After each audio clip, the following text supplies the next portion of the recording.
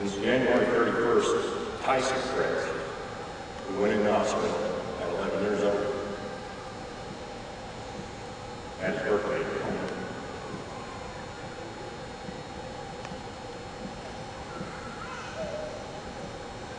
Why does it take a tragedy? Whatever happened to the country, or as a society, we stopped caring what happened on the East Coast or the West Coast, because we never thought it would affect us. Whatever happened when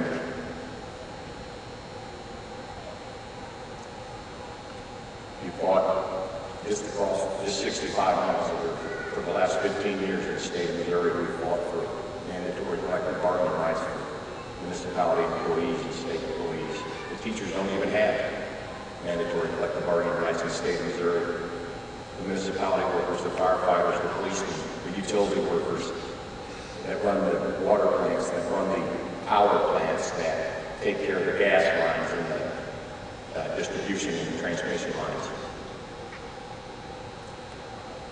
Whatever happened when Reagan fired all the traffic control workers? And some of the young people in here aren't even old enough to know it. And the labor movement barely blinked when that happened. Even locally here,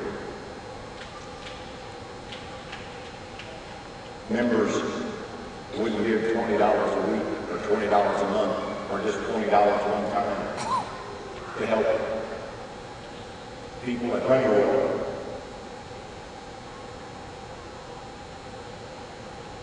We couldn't even have Christmas.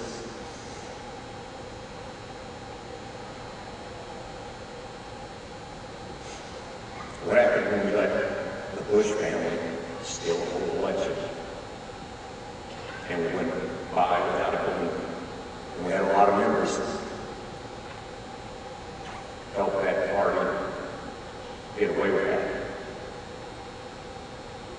We got a lot of members that almost helped that party get away with it again right here in the state. It took 7 days for us to find out who the governor of the state of Illinois was going to be. And we don't like everything about it.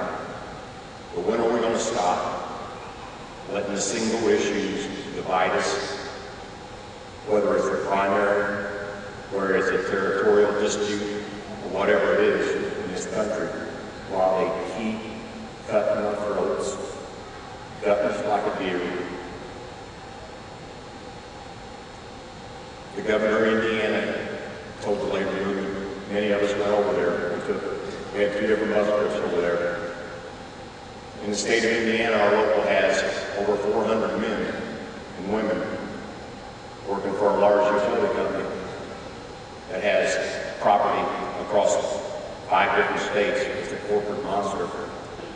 And our members that live there are scared to take off and go to the State House and exercise their own protected and asserted rights.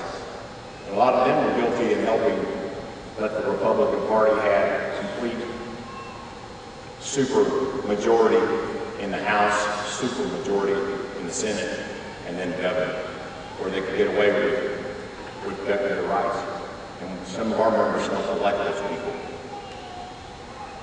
That has to stop tonight. I was at a labor council meeting last night.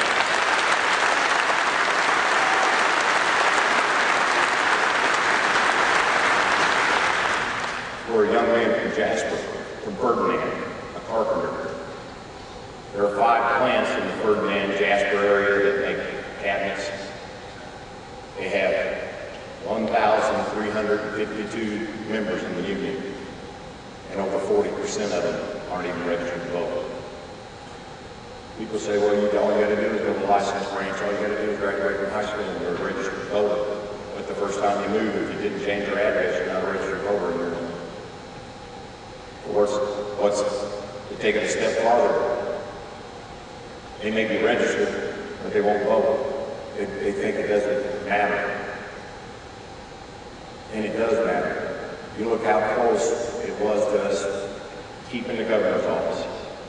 How close it was that we lost President Obama's Senate seat to a Republican. And we had a governor candidate running in his campaign. He told us, we knew he was the largest non-union contractor in the state of Illinois. He told us. There was proof, and he didn't deny it, but he hadn't paid a penny in taxes the last 2 years, and he almost got elected in this state. And if that's making you mad right now, because that's what I'm telling you, that's the problem. See, you want to get mad and say, well, I'm a Republican, or they were going to take my guns, or it's about abortion. I'm a born-again Christian, saved by the grace of God.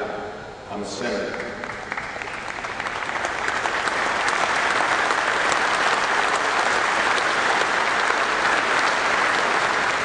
But I know one thing.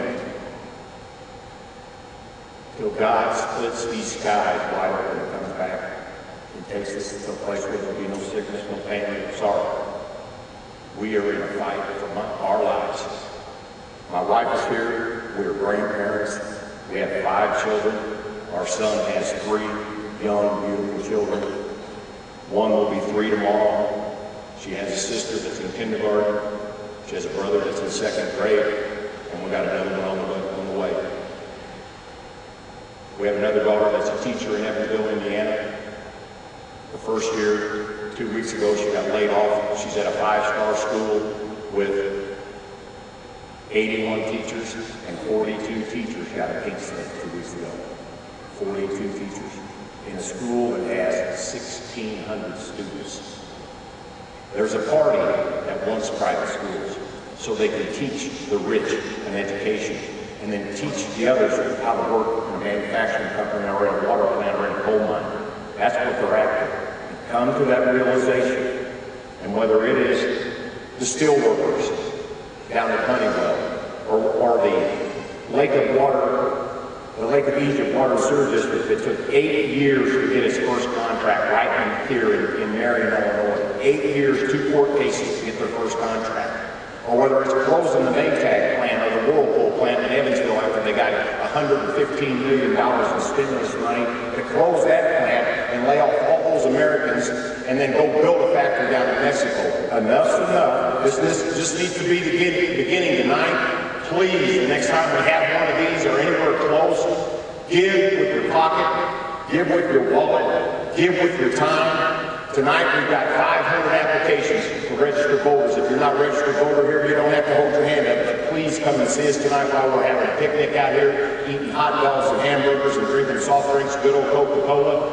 And let's start having real solidarity. Let's start caring what happens in our community, whether it's El Dorado, whether it's Steelville, whether it's Redbud, whether it's Marion, whether it's Carbondale, whether it's Mount Vernon, or Sparta, or wherever in Southern Illinois. Let's start caring about each other and what goes on in our schools, and in our factories, and in our plants.